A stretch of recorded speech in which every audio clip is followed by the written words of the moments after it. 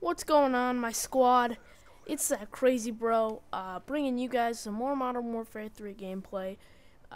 Mainly because this is just the game that's hot at this point in the year. It'll probably be pretty much the game to play for the next couple months. So, this is what I'm bringing you today, and today I'm going to do something that I don't do too much, but I kind of figured this out this weekend, and, obviously I'm not the first person to do this, because there's many other people who have already figured this out, but I'm going to talk about the gameplay, and mainly in particular the MK-14. I've figured this weekend that it's actually a pretty good gun. There are several things that you have to do do well with it, and in fact I stick to my tips here this game. And in case you are unfamiliar, this is a team deathmatch on the map Lockdown, in which I go, I want to say 24-3 or something. Yeah, 24-3. So it's an 8KD, which you're using a semi-automatic gun, so a lot of people already assume that it's a piece of trash.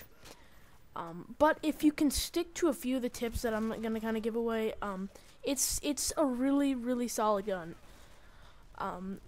In case you didn't know, without the silencer, it is a 2-shot burst, or just 2 shots. With the silencer, I believe it's 2 shots to the upper body or head. I'm picking the silencer here mainly for the sole reason that as soon as you pick this gun up, you're going to realize one thing without a silencer. It fires loud. It's like, if you guys have ever played the game Call of Duty Modern Warfare 2, which I'm sure most of you have, it's pretty much the same as the M21 EBR, except it doesn't have the scope.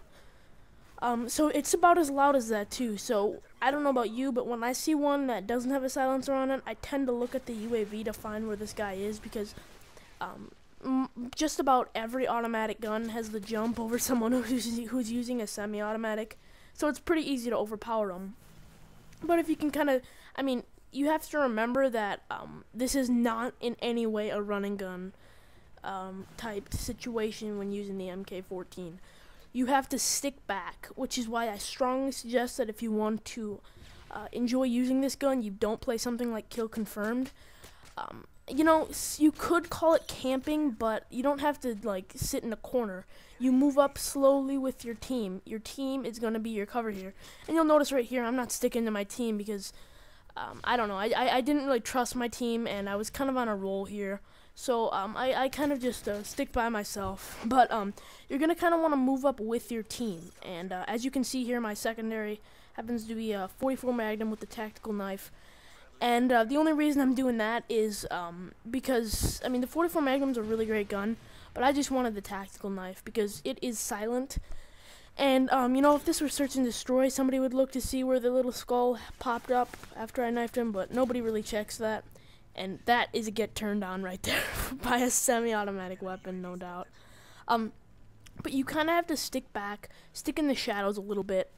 I believe this particular game, I'm running a Blind Eye and Assassin to stay completely off the radar, and none of that pesky kill streaks are going to get me, which is really nice. Which is why if you stick too close to your team, Blind Eye is just about useless, because when you get something like a Predator missile, it's going to go for as many people as it can go for.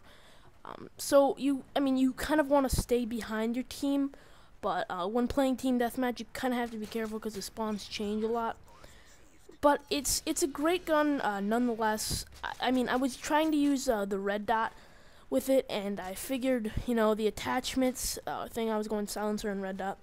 The attachments thing is really unnecessary because I personally enjoy the sights that the gun has, and the recoil isn't too strong. I know you're seeing right here I'm kind of failing with some of these shots, but there were some pretty long distance for a gun that doesn't have any like scope or anything.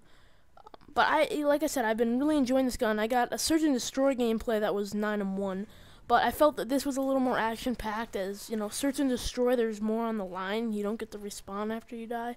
So I got kind of campy, and, I thought this was a little bit better. But yeah, pretty much, if you want to use the MK-14, the main tips I can give you is stick to the shadows. Like I said, my personal favorite attachment is probably is probably definitely the silencer. And as for proficiency, I used the what is it called? It's like the FMJ. It's this game hasn't been out long enough for me to. Impact, that's what it's called, Impact. And I used Impact because I knew that this map is kind of like, there's a lot of cover. If you'll notice, a lot of people like to go into the buildings and kind of pick people off as they go about these like passageways and the courtyard and whatnot. So attachments was a good decision, I think, on my part. But it was kind of a short gameplay, just some tips, if you will, on how to use the MK-14 effectively. It's a really great gun, and I hope you guys will give it a chance. Thanks for watching the video. If you could drop a like, the Bro Squad would really appreciate it, and I'll see you later.